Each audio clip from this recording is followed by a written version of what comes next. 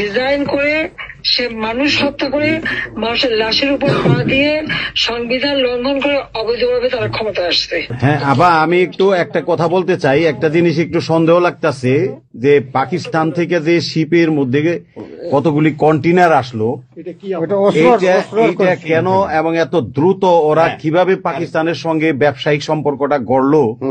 কারণ এইটা তো কোনোদিন ছিল না বাংলাদেশে, ৭১-এর পরে এটা হয় নাই আপা। এখন এইটা নিয়ে আমাদের আপনি তো অবশ্যই আপনি অনেক কিছু অবগত আছেন, এটা আমাদের জানার প্রয়োজন।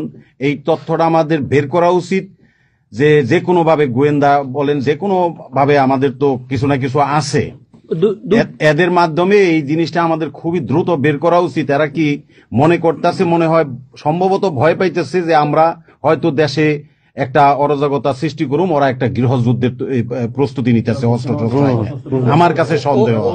ওইখানে দুইজন যে মাল ডেলিভারি করে ওই জায়গাতে কন্টেনারের ওইখানে 2টা লোকের চাকরি চলে গেছে।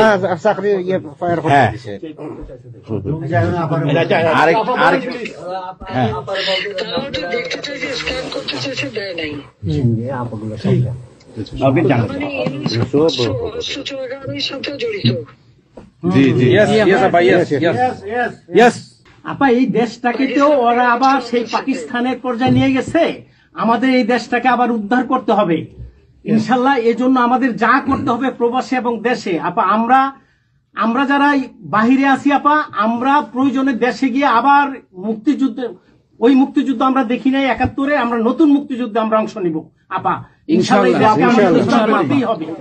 এই দেশকে উদ্ধার করতেই হবে আপা আমাদের। একটা শুনি। জি আপা বলেন।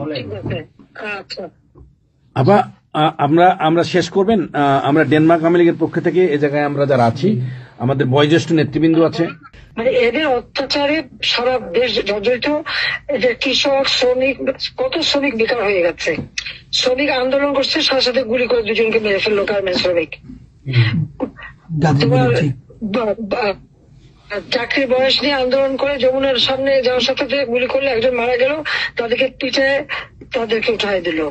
ওই 7ই জুলাই থেকে এই ছাত্ররা যখন আন্দোলন করে 14 জুলাই পর্যন্ত, অগ্নিসংযোগ এগুলি না হওয়া পর্যন্ত কারো গায়ে একটা টোকাও পড়েনি। ইচ্ছা মতো সব আসছে বসছে, আমরা তো কিচ্ছু করতে দেয়নি। পুলিশের কাছে কোনো মেটাল বুলেট ছিল না, পুলিশের কাছে কোনো মেটাল বুলেট ছিল না। নির্দেশ দিয়েছে কোনো গুলি করবে না। পুলিশ ব্যারিকেড ইচ্ছা মতো আন্দোলন করছে। আমরা তো শুরু থেকে তো অনেক কিছু করা যেত, আমরা তো করিনি কিছু। কারণ আমি বলছিলাম যেটা তো কোটা তো ছিলই না। 11 জুলাই থেকে তো কোটা স্থগিত হয়ে গেছে, কোটা তো আমি বাতিল করে দিয়েছি, আর কোটা আমরা নিয়ে গেছি। যেখানে কোটাই নাই, তা আন্দোলনটা কিসের জন্য ছিল? তারপরে আমাদের মন্ত্রীরা বসলো, তাদের সাথে সব দাবি মানা হলো। দাবি মানার পরে আবার 1 দফা, তাহলে সেক্ষেত্রে খুন করো, এই তো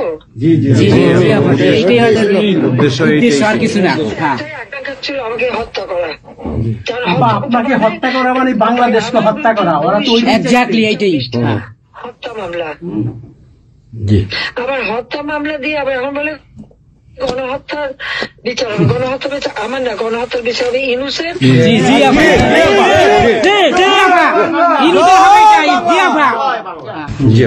এই সমস্ত খুনের দায় দায়িত্ব ইনুসকেই নিতে হবে, আর তার ওই সমন্বয়করা। সে যে হত্যার সঙ্গে জড়িত প্রমাণ পাওয়াই যায়।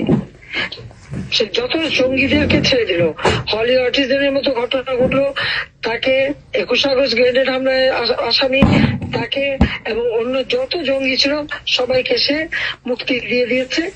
কারণ এই জঙ্গিদের সাথে তার একটা যুক্ত ছিল, তার একটা সংযোগ ছিল। কাজে বাংলাদেশটাকে সে একটা জঙ্গির দেশ হিসেবে পরিণত করতেছে। আজকে সাধারণ মানুষের অবস্থাটা কি দেখো, সাধারণ মানুষ আজকে খেতে পায় না, পড়তে পায় না। মানুষ তো এখন বলে যে আগের সরকারই ভালো ছিল, শেখ হাসিনার সরকারই ভালো ছিল। 97,000 কোটি টাকার বাজেট, কয়লা কেনা, এলএনজি কেনা, ডিজেল পেট্রোল কেনা, খাবার সবকিছু ব্যবস্থা করা, সারের জন্য সার কেনার সব ব্যবস্থা করে আসছে। যে এলএনজি আমার সময় যখন বাজারে 10 টাকা, আমরা সেটা 9.93 দামে কিনলাম। সেই 9 টাকা 9 পয়েন্টের যেটা কিনা সে 14 তোমার 5 একটা, আর 14.65 এই দামে কিনলো। ডাবল দামে সে কিনতে গেল কিসের জন্য? এখন তো বাজারের দাম আরো কমছে। জি, শেয়ার মার্কেটের টাকা উধাও, ব্যাংকে টাকা নাই, ব্যাংকের টাকা উধাও, গেল কোথায়? আমেরিকা। 20 লক্ষ মেট্রিক টন খাদ্য আমি রেখে আসছি।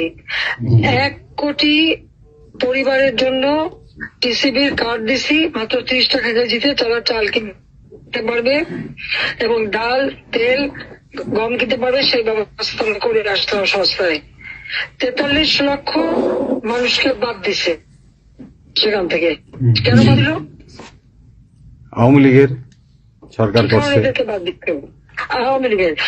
তার মানে তুমি আরেকটা জিনিস করো, 43 লক্ষ আওয়ামী লীগ পেল, তখন তো 1 কোটি ছিল, বাকি তো অন্য দলের। আওয়ামী লীগ তো দল দেখে নাই, আওয়ামী লীগ দেখছে যারাই আবেদন করছে তাদেরই দিয়েছে, সে যে দল মত নির্বিশেষে সবার জন্য। আওয়ামী লীগ মানুষের জন্য করে, এটা আওয়ামী লীগ সরকার করছে এর জন্য আপা।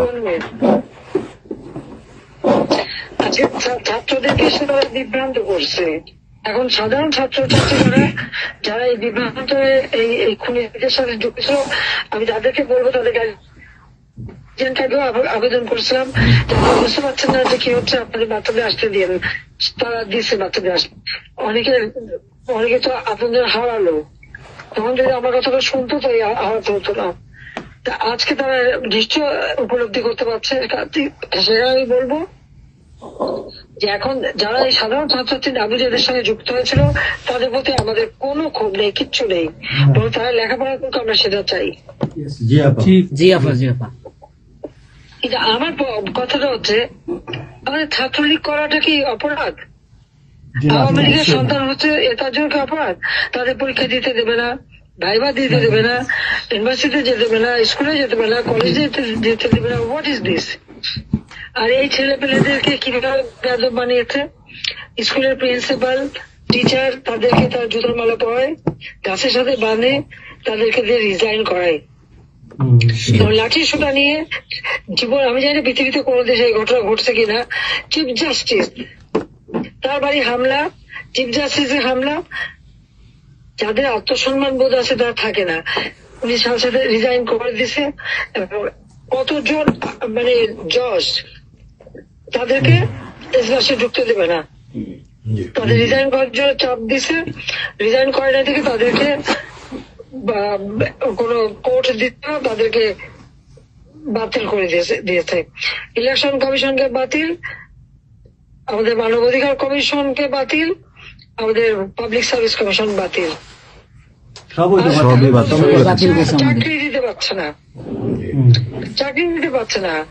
পাবলিক সার্ভিস কমিশন অচল করে দিয়েছে। এই ছেলেপেলেরা যাবে কোথায়? আজকে তারা কাজ করার সুযোগ নেই। একের পর এক ইন্ডাস্ট্রি বন্ধ, আগুন দিয়ে পুড়িয়ে দিয়েছে ইন্ডাস্ট্রি অথবা বন্ধ করে দিচ্ছে। ব্যবসায়ীরা টাকা আনতে পারেন না, যারা খাবার আমদানি করতে তাদের দিচ্ছে না, বিদেশে যেতে দিচ্ছে তাদেরকে হ্যারাস করা হচ্ছে। ইনশাআল্লাহ হইবে একদিন, ইনশাআল্লাহ হবে, তার বিচার ইনশাল্লাহ। আপা 152 জন সমন্বয়কের মধ্যে ওর বিচার আমি করব। একজনকেও কিন্তু গুলি করা হয় নাই বা কেউ গুলিবিদ্ধ হয় নাই, গুলিবিদ্ধ হয়েছে সাধারণ জনতা। তার মানে ওরা মারছে এগুলোকে। ইন্ডেমনিটি দিয়েছিল 15 আগস্ট হত্যাকারীদের পুলিশ। আমি বলছিলাম বিচার করবো, আমি বিচার করি নাই, করছি ইনশাল্লাহ। ইনশাল্লাহ ইনশাল্লাহ ইনশাল্লাহ দেশে বিচার হবে ইনশাল্লাহ অবশ্যই। অপরাধীদের বিচার জাতির বিচার শুরু করেছিলেন জিয়াউর রহমান, এসে সে বিচার বন্ধ করে দেয়। এই যুদ্ধ অপরাধীদের উপদেষ্টা বানায়, মন্ত্রী বানায়, প্রধানমন্ত্রী বানায়। খালেদা জিয়া তাদেরকে মন্ত্রী বানায়, জি জি, এরশাদ তাদেরকে এমপি বানায়, আবার ইয়ে বানায়, কি বলে, রাজনৈতিক সুযোগ দেয়, রাষ্ট্রদূত করছে। রাষ্ট্রপতি পদে প্রার্থী করে, খালেদা জিয়া ভোট চুরি করে এই খুনিদেরকে পার্লামেন্টে বসায় রচিত্রে। আমি বলছি আমি বিচার করবো, আমি বিচার করতে পারছি, আল্লাহ আমাকে সেই সুযোগ। ইনশাআল্লাহ, জয় বাংলা, জয় বাংলা।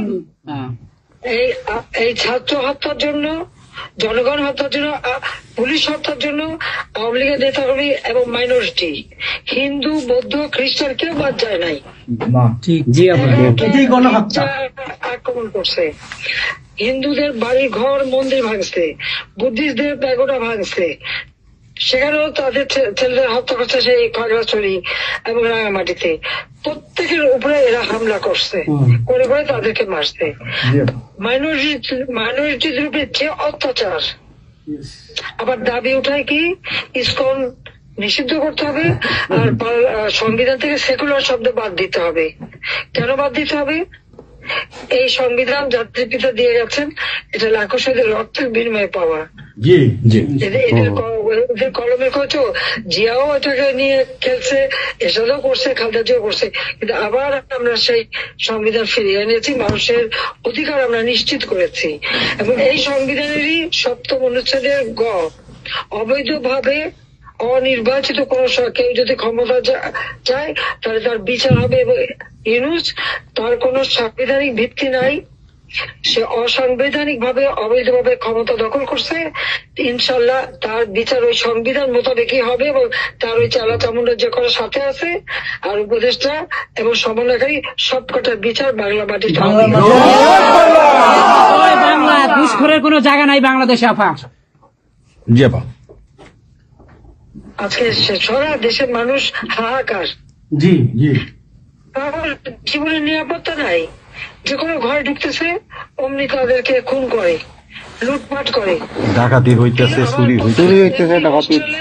এই ছাত্র নামদারিরা এমপি হোস্টেলে যে সব তালা ভাঙছে, সব লুট করছে, মন্ত্রীদের বাড়িতে তালা ভাঙছে, লুট করছে, আমাদের প্রত্যেকের গণভবন থেকে শুরু করে সবই তো লুট করছে। এবং ইউনূস নিজেই তো গণভবনে গেছিল লুট করতে, ছবি দেখো না?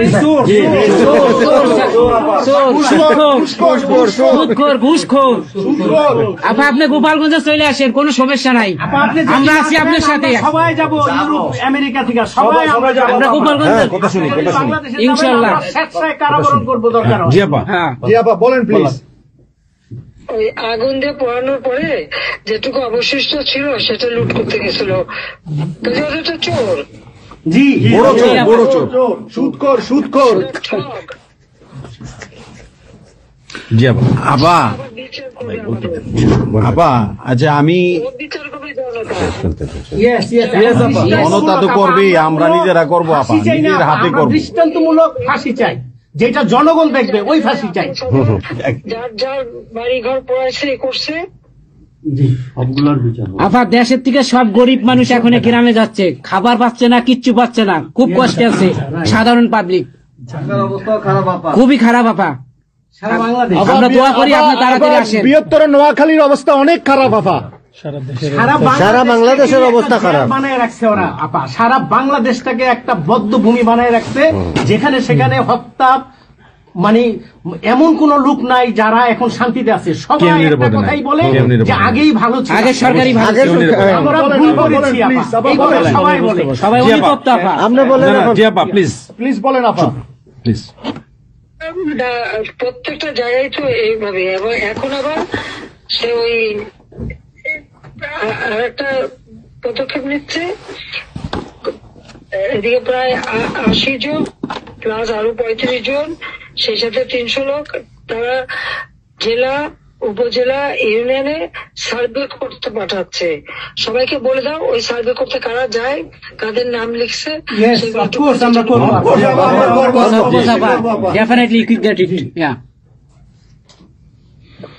আমরা চাই আপা আপনি সুস্থ থাকেন, আপনি সুস্থ থাকলে বাংলাদেশ সুস্থ থাকবে, বাংলাদেশ ভালো থাকবে। আপনাকে আবার আমরা ফিরিয়ে এনে বাংলাদেশকে আবার এগিয়ে নিয়ে যাওয়ার জয়ের মালা পরাবো, আবার জয় বাংলা, জয় বাংলা, জয় বঙ্গবন্ধু। জি আপা প্লিজ।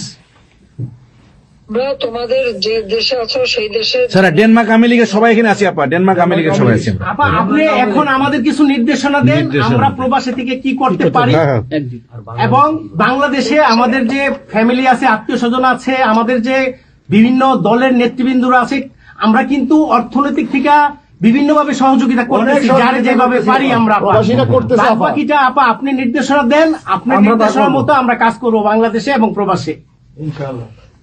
তোমাদের যেটা করতে হবে একটা হচ্ছে তোমরা যে দেশে আছো সেই দেশের আইন কানুন মেনে ওখানকার যারা নির্বাচিত প্রতিনিধি বা সরকার বা যে বিভিন্ন মানবাধিকার সংস্থা, তারপরে 165 জন সাংবাদিকের চাকরি নাই, তাদের অ্যাক্রেডিটেশন কার্ড বাতিল করে দিছে।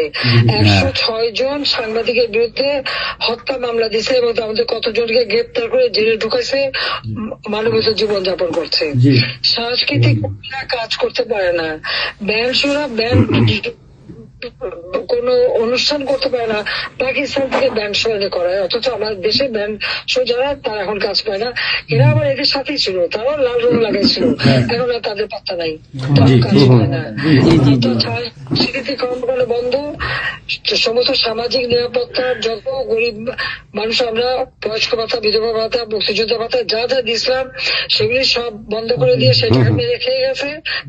এমনকি মানে সারা দেশটাকে একটা লুটের রাজত্ব, খুনের রাজত্ব সৃষ্টি করছে। এই বিষয়টাই যে মানবাধিকার লঙ্ঘন, সাংবাদিকদের উপরে নির্যাতন, সাংবাদিকদের অত্যাচার করা, মহিলা সাংবাদিকদের যেভাবে অপমান করছে, এই বিষয়গুলি জনমত তোমাদের তৈরি করতে পারে আন্তর্জাতিক পর্যায়ে। ইউনুসের যে বিভৎস চেহারাটা ওইটাই আজকে মানুষের কাছে স্পষ্ট হয়ে গেছে। একটা রাষ্ট্র চালাতে সে টোটালি ব্যর্থ। এই জিনিসগুলি কি আপা আমি একটা বলি, ইউনুস সাহেব রাখছে 4টা টোকাই রাখছে, সাথে 4টা টোকাই রাখছে। আর আপনি চিন্তা করেন না বাংলাদেশে গৃহযুদ্ধ হবে তখন আপনাকে দেখবে। তোমাদের একটু করতে হবে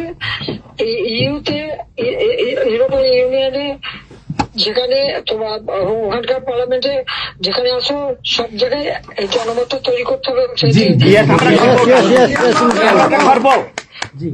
সন্ত্রাসের রাষ্ট্রে পরিণত করছে এবং মানুষ খুন করছে, আজকে খুন করছে। আজকে তুমি জানো আমাদের মোহাম্মদ হোসেন মায়ের বাড়িতে আগুন, এইগুলি সে করে বেড়াচ্ছে এবং সমস্ত এই ইচ্ছা মতো।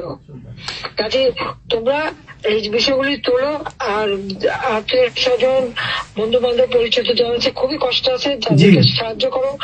মামলা দিয়ে আমাদের নেতা কর্মীদের চরম হয়রানি করে যাচ্ছে, তাদেরকে সহযোগিতা করা, এই যে আইনজীবী ঠিক করা এবং আন্তর্জাতিক ভাবে কিভাবে মানে এদেরকে সব জনমত সৃষ্টি করা, সরকার যে অপকর্মগুলি করছে সেগুলি তুলে ধরা, এই কাজগুলি তোমাদের